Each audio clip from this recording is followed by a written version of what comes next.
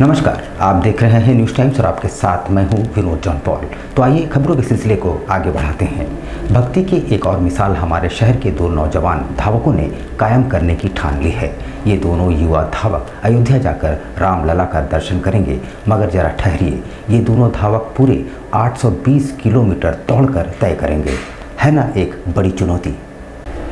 सैकड़ों वर्षों बाद जहां इस साल अयोध्या में प्रभु श्री रामलला का भव्य मंदिर देशवासियों के दर्शनार्थ खोल दिए गए, वहीं हर सनातनी अपने अपने तरीके से अयोध्या पहुंचकर प्रभु श्री राम के दर्शन कर रहे हैं। जिसने जिस तरह की मन्नत मांगे थे वो उसी तरह से अपनी मन्नतें उतारने अयोध्या पहुंच रहे हैं। ऐसे में ही दो युवा सोमवार को जमशेदपुर से अयोध्या के लिए निकले हैं। दोनों युवा दौड़ते हुए अयोध्या धाम पहुँचेंगे, यानी कुल 820 किलोमीटर की दूरी दोनों युवा दौड़ते हुए तय करेंगे। दोनों युवकों ने बताया कि प्रधानमंत्री नरेंद्र मोदी और भाजपा की वजह से 500 साल का सपना साकार हुआ है। हम दोनों ने भी राम मंदिर बन जाने पर दौड़कर अयोध्या धाम पहुंचने और प्रभु श्री राम का दर्शन करने का प्रण लिया था। आज राम मंदिर के बन जाने और प्राण प्रतिष्ठा होने के बाद मन्नत उतारने का समय आ गया है। आज हम दोनों अयोध्या धाम के लिए रवाना हो रहे हैं। दोनों ने मोबाइल नशापान से दूर रहने और सनातन संस्कृति का प्रचार प्रसार करने की अपील की। साथ ही पीएम मोदी के प्रति आभार भी जताया। वहीं उनकी हौसला अफजाई करते हुए सनातन उत्सव समिति के अध्यक्ष चिंटू सिंह ने दोनों युवाओं को बधाई देते हुए कहा कि दोनों युवाओं की वजह से शहर गौरवान्वित हुआ है। उनके हौसले और जज्बे की जितनी सराहना की जाए कम है।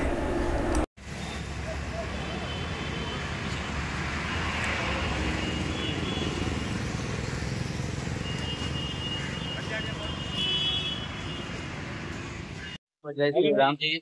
हमारा संकल्प ये था कि हमारे 500 वर्षों के बाद मतलब महत्वपूर्ण संकल्प था कि श्री राम मंदिर बने। हम लोग ऐसे थे, हम लोग एथलीट थे, हम लोग संकल्प लिए थे कि जब श्री राम मंदिर बनेगा तो हम लोग जमशेदपुर से अयोध्या जहाँ हम लोग रहते हैं वहाँ से हम लोग दौड़ कर श्री राम मंदिर राम भगवान के दर्शन करने के लिए जाएंगे।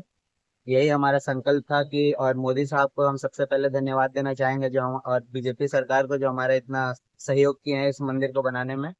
पहले तो सबको जय श्री राम। हमारा उद्देश्य मतलब 500 सालों बाद हमारा ये भव्य मंदिर बना है पूरे भारत में, मतलब बहुत ही खुशी की बात है। तो इसको हम लोग और आस्था जगे। और ये हमारा दूसरा मोटिव ये है हमारा दौड़ के जाने का मतलब कि आज के जो युवा हैं जो आज का अपना ज्यादा से ज्यादा समय फोन में बर्बाद कर रहे हैं, नशा में बर्बाद कर रहे हैं, भ्रमित हो चुके हैं, तो उनको एक हम लोग नया प्रेरणा देना चाहते हैं कि वो अपना वो समय महत्वपूर्ण समय मतलब शारीरिक फिटनेस में दे। वो सरायकेला थाना से महज 200 मीटर की दूरी पर अवस्थित एक मोबाइल शॉप से चोरों ने करीब 50 लाख की चोरी की घटना को अंजाम दिया है। एक हफ्ते के भीतर चोरों ने जिला पुलिस को ये दूसरी सलामी दी है। आपको बता दें कि ठीक एक सप्ताह पहले बीते शनिवार की रात चोरों ने आरआईटी थाना अंतर्गत अर्थ एनक्लेव में 6 घरों का ताला तोड़कर 1 करोड़ से भी अधिक की नकदी और जेवरातों की चोरी की थी। पुलिस अब तक सुराग नहीं लगा पाई है। इसी बीच बीती रात सरायकेला थाना से महज 200 मीटर की दूरी पर स्थित गैरेज चौक स्थित डे इलेक्ट्रॉनिक्स एंड फर्नीचर दुकान से 40 से 50 लाख रुपए के आसपास के मोबाइल उड़ा दी गए। यहाँ भी पूरी घटना सीसीटीवी कैमरे में कैद हो गई है। बताया जा रहा है कि 2 की संख्या में चोरों ने दुकान के पिछले दरवाजे से अंदर प्रवेश किया और दुकान में रखे 40 से 50 लाख रुपए के मोबाइल ले उड़े। सुबह 9 के आसपास दुकान के मालिक शुभम डे जब दुकान खोलने पहुंचे तो उनके होश उड़ गए। उन्होंने तत्काल इसकी सूचना सरायकेला पुलिस को दी। सूचना के 1 घंटे बाद पुलिस मौके पर पहुंची, जिससे लोगों ने जिला पुलिस के प्रति नाराजगी जताई। बता दें कि इन दिनों जिलों में चोरी की घटनाएं बढ़ती जा रही है। बीते 1 हफ्ते के भीतर दूसरी बड़ी घटना हुई है।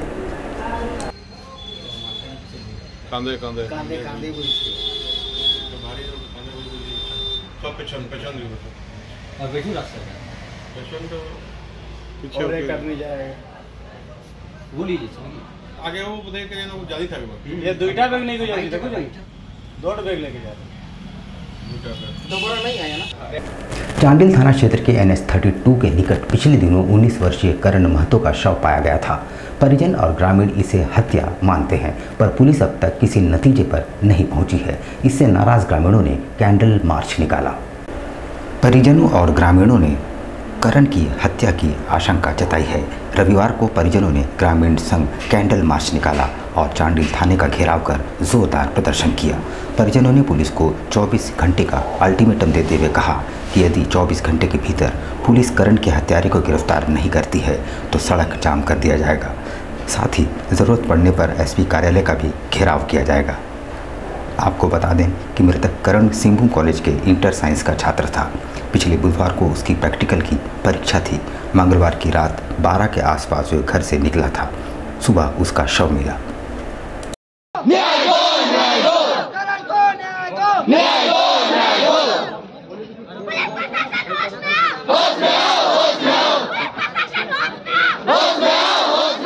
तरफ से कुछ कार्रवाई नहीं हुआ सर। आज 5 दिन हो गया। घर वाले लोग पूरा परेशान, पूरा गांव पूरा सन्नाटा पसरा हुआ है। अभी हम लोग चांडिल थाना घेराव किए हैं। इसके आगे कुछ 24 घंटे का अगर कुछ रिप्लाई नहीं आया तो पुलिस प्रशासन की तरफ से तो हम लोग पूरा चांडिल जाम करेंगे। वर्कर्स कॉलेज मानकों के भवन इतने जर्जर हो चुके हैं कि आए दिन छज्जे व प्लास्टर गिर रहे हैं। रखरखाव के अभाव में वहां पढ़ने वाले छात्रों पर अब खतरे मंडराने लगे हैं। सोमवार को विरोध स्वरूप छात्रों ने हेलमेट पहनकर कक्षाएं अटेंड किया। मानकों स्थित वर्कर्स कॉलेज महाविद्यालय यह सरकारी महाविद्यालय है जिसमें हजारों छात्र छात्राएं शिक्षा ग्रहण करते हैं। मगर ये क्या, जिस हेलमेट को पहनकर लोग सड़कों पर निकलते हैं, आज वही बच्चे क्लासरूम में हेलमेट पहनकर बैठे हैं। झारखंड की आर्थिक राजधानी कहे जाने वाली लाहौर नगरी जमशेदपुर स्थित इस महाविद्यालय में हफ्ते भर से विद्यार्थियों के हेलमेट पहनकर क्लास करने की तस्वीर सोशल मीडिया पर सुर्खियां बटोर रही है। साल 1959 में बने इस कॉलेज के 65 साल बीत चुके हैं। देश इन दिनों अमृतकाल का रसपान कर रहा है। दूसरी तरफ जर्जर हो चुके वर्कर्स कॉलेज का छत कभी भी गिर सकता है। जमशेदपुर के वर्कर्स कॉलेज महाविद्यालय की तस्वीर उस जमशेदपुर के कॉलेज की तस्वीर है जिसे मिनी मुंबई कहा जाता है। उस जमशेदपुर के कॉलेज की तस्वीर है जो झारखंड की आर्थिक राजधानी कहलाती है। उस जमशेदपुर की तस्वीर है जहां एक नहीं दर्जन भर हाईटेक और अत्याधुनिक सुविधाओं से लैस निजी शिक्षण संस्थाएं हैं। देख लीजिए, पिछले शनिवार की घटना है जो कि हम लोगों का रूम नंबर 37 में पॉलिटिकल साइंस का क्लास होता है। तो हम लोग सभी स्टूडेंट आए हुए थे। संयोग बस हम लोग आगे बैठे हुए थे। उस दिन हम लोगों के समक्ष का घटना है जो पीछे में बहुत जोर का मलबा गिरा और इतना जोरदार आवाज थी जो बगल से मैडम लोग सर लोग भी आ गए और गरिमन यही रही जो हम लोग सब बच गए। फिर उसके बाद से उस दिन से हम लोगों को इतना डर समा गया जो स्टूडेंट की भी संख्या कम हो गई है और अभी भी हम लोग अपना सेफ्टी पर्पस के लिए रेगुलर होकर हम लोग हेलमेट पहन के क्लास आ रहे हैं। हेलमेट पहन के क्लास हम लोग इसलिए कर रहे हैं क्योंकि छत बार बार गिरी जा रहा है। ये क्लास अभी 8 रूम हो चुका है जिसपे ऐसा गिरा है छत, इसलिए डर लग रहा है, इसलिए हम लोग क्लास में हेलमेट पहन के क्लास कर रहे हैं। दिल्ली में पुलिस द्वारा सड़क पर नमाज पढ़ रहे नमाजियों के साथ बदसलूकी के विरोध में all India minority social welfare front द्वारा पुतला दहन किया गया और साथ ही जोरदार आंदोलन की चेतावनी भी दी गई। All India minority social welfare front के केंद्रीय महासचिव बाबर खान व वन इंडिया फाउंडेशन के संस्थापक सिद्दीकी के नेतृत्व में दिल्ली पुलिस द्वारा दिल्ली के इंद्रलोक में नमाज अदा कर रहे नमाजियों के साथ बदसलूकी करने वाले अधिकारी के विरोध में पुतला फूंका गया और जोरदार आंदोलन की चेतावनी भी दी गई।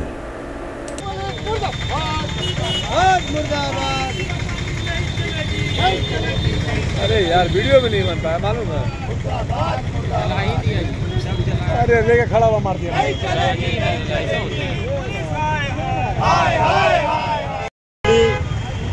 प्रशासन का यह पुतला दहन हुआ है। जैसा कि आप लोगों को मालूम होगा कि दिल्ली के इंदरलॉक में जो नमाजियों को लात मारा गया है, ये उसके विरोध में ये पुतला दहन किया गया है। आज बहुत ही अजीब स्थिति है भारत में कि एक समाज को टारगेट बना करके जिस तरह उस पर हमला किया जा रहा है, धर्म के आस्था को ठेस पहुंचाई जा रही है, उसके विरोध में ये आज आक्रोश प्रकट हम लोगों ने किया है। और हम केंद्र सरकार से ये मांग करते हैं कि जो दोषी पुलिसकर्मी है जो लात चलाते हुए सोशल मीडिया में वायरल हो रहा है, उसको नौकरी से बर्खास्त किया जाए, उसको जेल के सलाखों में भेजा जाए। और यदि सरकार करने में विफल साबित हो रही है, जिस तरह लोग कानून को हाथ में लेकर के गैरकानूनी काम कर रहे हैं, हम ये चाहेंगे आपके चैनल के माध्यम से कि हमें भी कानून हाथ में लेने का अधिकार दिया जाए, ताकि जो ऐसी शक्तियां हैं जो देश में जो इस तरह के मानसिकता लेकर के जो भारत विरोधी शक्तियों से मिलकर के भाईचारा को तार तार करने में लगे हुए हैं। दीनबंधु ट्रस्ट द्वारा ओल्ड पुरुलिया रोड में महिला दिवस मनाया गया, जिसमें सैकड़ों महिलाओं ने भाग लिया, जिसमें आने वाले चुनाव को देखते हुए महिलाओं को मतदान के प्रति जागरूक भी किया गया। संस्था के अध्यक्ष उत्तम चक्रवर्ती ने बिना भय, लालच और आलस के सभी को मतदान के लिए जागरूक किया, क्योंकि जब 100% होगा मतदान तब लोकतंत्र बनेगा महान। इस पर विशेष चर्चा की गई। कार्यक्रम में विभिन्न तरह के रोमांचक खेल, प्रतियोगिता, क्विज, सांस्कृतिक कार्यक्रमों का आयोजन हुआ। सभी महिलाओं ने इस विशेष आयोजन का खूब लुत्फ उठाया। जेताओं को पुरस्कृत कर प्रोत्साहित भी किया गया। उनको मतदान के लिए जागरूक करने का भी काम दीनबंधु ट्रस्ट के द्वारा किया जा रहा है। चुनकर आएगा, इसमें महिलाओं की भागीदारी बहुत अहम है। आलस, भय, इसको दिवस के अवसर पर दीनबंधु ट्रस्ट के द्वारा एवं महिला समूह की भागीदारी से महिला दिवस कार्यक्रम का आयोजन किया जा रहा है, जिसमें मुख्य रूप से जो आदर्श विवाह, जो दहेज प्रथा के लिए जिसके कारण कन्या भ्रूण हत्या भी होती है, इस पर विशेष चर्चा की जा रही है, ताकि जो कन्या भ्रूण हत्या है उस पर अंकुश लग सके। बाल विवाह पर भी विशेष चर्चा की जाएगी इस महिला दिवस के अवसर पर। उसके बाद अभी लोकतंत्र का सही लोकतंत्र चुनने के लिए हम मतदाता जागरूकता भी कर रहे हैं महिलाओं के बीच में। उधर कासीडी में एक ट्रांसपोर्ट कंपनी के बिजली के पैनल बोर्ड में अचानक आग लग जाने से अफरा तफरी मच गई। अग्निशमन विभाग द्वारा कार्बन डाइऑक्साइड के गैस के प्रयोग से आग पर किसी तरह काबू पाया गया। आग लगने की जानकारी मिलने के बाद टाटा स्टील के अग्निशमन विभाग की दमकल मौके पर पहुंची। कार्बन डाइऑक्साइड का गैस का प्रयोग कर आग पर किसी तरह काबू पाया गया। बताते हैं कि ट्रांसपोर्ट कंपनी में सुबह जब कर्मचारी पहुंचे तो देखा पैनल बोर्ड में आग लगी हुई है, उससे धुआं उठ रहा है। इसके बाद अफरा तफरी मच गई। कंपनी के सभी कर्मचारी बाहर भाग गए। गौरतलब है कि गर्मी की शुरुआत होते ही आग लगने की घटनाएं बढ़ती जा रही है।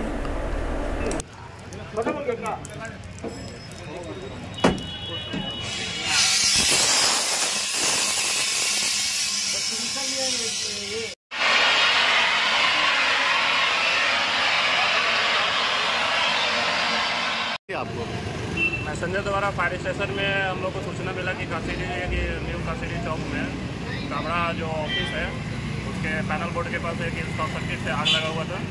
तुरंत हम लोग घटनास्थल पर पहुंचे और टाटा स्टील के भी फायर ब्रिगेड आई हुई थी, जिसके द्वारा 3 CO2 फायर एक्सटिंग्विशर उसको ऑपरेट करके उसको कंट्रोल कर दिया गया है। 13 मार्च को सीएम चंपाई सोरेन का शहर आगमन होगा और कोऑपरेटिव कॉलेज मैदान में उनका कार्यक्रम होना है, जहां वे मानगो से साक्षी को जोड़ने वाले फ्लाईओवर का भूमि पूजन करेंगे और साथ ही लाभुकों के बीच परिसंपत्तियों का वितरण भी करेंगे। 13 मार्च को झारखंड के मुख्यमंत्री चंपाई सोरेन जमशेदपुर पहुंचेंगे और बिष्टुपुर स्थित कोऑपरेटिव कॉलेज ग्राउंड में उनका कार्यक्रम सुनिश्चित है, जहां मुख्यमंत्री मानगो से साक्षी को जोड़ने वाले फ्लाईओवर का भूमि पूजन करेंगे, साथ ही लाभुकों के बीच परिसंपत्तियों का वितरण भी करेंगे। जिले को उपायुक्त अनन्य मित्तल ने बताया कि मानगो से साक्षी को जोड़ने वाला जो फ्लाईओवर का निर्माण होना है उसकी लागत 252 करोड़ रुपये होगा। ये फ्लाईओवर 18 माह में बनकर तैयार होगा। उन्होंने कहा कि इसके साथ ही मुख्यमंत्री संधिकरण वृद्धा पेंशन जैसी योजनाओं का भी शिलान्यास करेंगे। मुख्यमंत्री चंपाई सोरेन के कार्यक्रम को लेकर आज जिला प्रशासन की पूरी टीम कार्यक्रम स्थल का निरीक्षण किया और अधिकारियों को उचित दिशा निर्देश भी दिए गए। सर का कार्यक्रम 13 तारीख को यहाँ पर संभावित है और मानगो फ्लाईओवर के भूमि पूजन और साथ ही साथ अन्य योजनाओं के शिलान्यास, उद्घाटन और परिसंपत्ति वितरण के लिए सीएम सर यहाँ उपस्थित होंगे। और यहाँ पर हम लोगों ने फील्ड में जायज़ा लिया और कंप्लीट अरेंजमेंट्स हम लोगों ने देखे कि किस तरीके से उनकी सुरक्षा व्यवस्था को इंश्योर किया जाएगा और किस तरीके से जो आम जनमानसगण जो गाँव क्षेत्र से और अन्य क्षेत्रों से यहाँ पर उपस्थित होते हैं उनको सुगमता का से उनका कार्य हो और उनको आने जाने में कोई दिक्कत ना हो, उसी चीज़ के लिए दिशा निर्देश दिए गए। यहाँ पर हम लेंगे एक छोटा सा ब्रेक, लेकिन आप कहीं जाइएगा नहीं, क्योंकि ब्रेक के बाद खबरों का दौर जारी रहेगा। तो आप बने रहिए हमारे साथ और देखते रहिए न्यूज़ टाइम्स।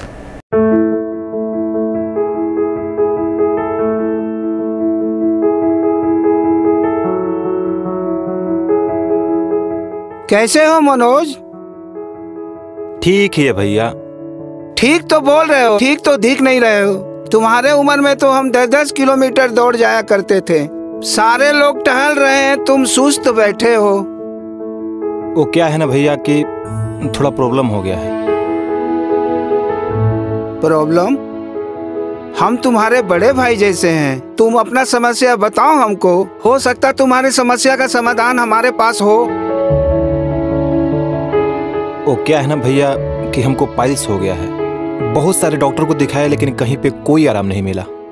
बस इसी को लेकर परेशान है। चलो तुमको हम कहीं ले चलते हैं, हमको भी हुआ था। आज देखो हम ठीक हैं। कहाँ भैया? है हमारे एक परिचय के। वहाँ जाने से ठीक हो जाएगा? हाँ, एकदम ठीक हो जाएगा। पक्का ना? हाँ हाँ पक्का। चलो चलो। चलिए भैया। शमीम खान नवेदी, पाइल्स, बवासीर, किसी भी प्रकार का बवासीर हो, 7 दिनों में जड़ से समाधान है। शमीम खान नवेदी, दादकेडी 9308081071, 9031612032, सुबह 10 बजे से 1 बजे तक और शाम 4 बजे से 8 बजे तक। आपके बच्चों के सुनहरे भविष्य का दूसरा नाम गायत्री शिक्षा निकेतन। शिक्षा के क्षेत्र में उत्कृष्ट प्रदर्शन के लिए राष्ट्रीय एवं राज्य सरकार से सम्मानित विद्यालय, जहां होता है आपके बच्चों का सर्वांगीण विकास। गायत्री शिक्षा निकेतन उच्च स्तरीय और आधुनिक उपकरणों से lace computer lab, science lab, आधुनिक क्लासरूम्स। गायत्री शिक्षा निकेतन।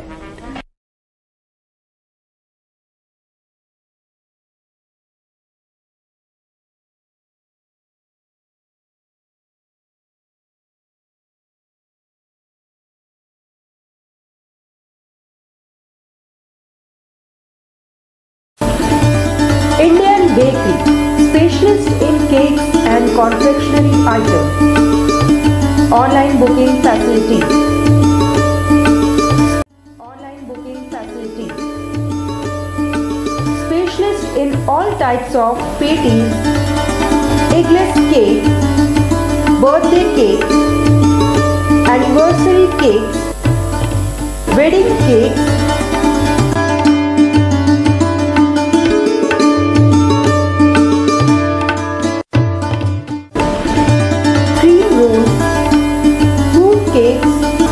marriage anniversary cakes and school order specialists.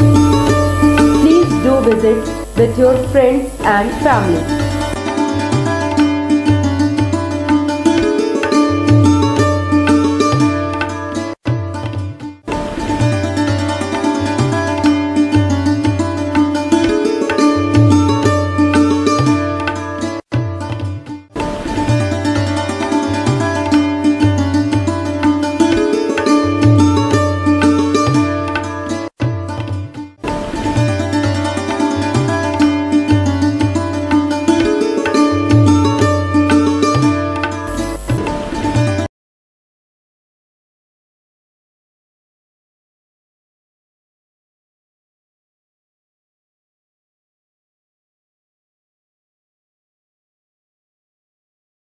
पच्चीस दिसंबर में जो है वो फ्रूट केक का डिमांड सबसे ज़्यादा रहता है। अभी fruit cake, plum cake, walnut cake और अभी चॉकलेट ब्राउनी केक बहुत ज़्यादा कस्टमर का डिमांड है। तो हम लोग ब्राउनी केक बहुत ज़्यादा बनाए हैं, फ्रूट केक भी बनाए हैं ताकि कस्टमर का जैसा रिक्वायरमेंट रहे। और सारा केक हमारे यहाँ एगलेस वेज केक मिलता है। ये हमारा इंडियन बेकरी न्यू रानी कुदर में हमारा शॉप है। जिन कस्टमर को भी चाहिए वो बिना झिझक आए हमारे इंडियन बेकरी न्यू रानी कुदर में, और हर तरह का केक आपको मिल जाएगा। आपको रिजनेबल प्राइस में मिलेगा, रिजनेबल रेट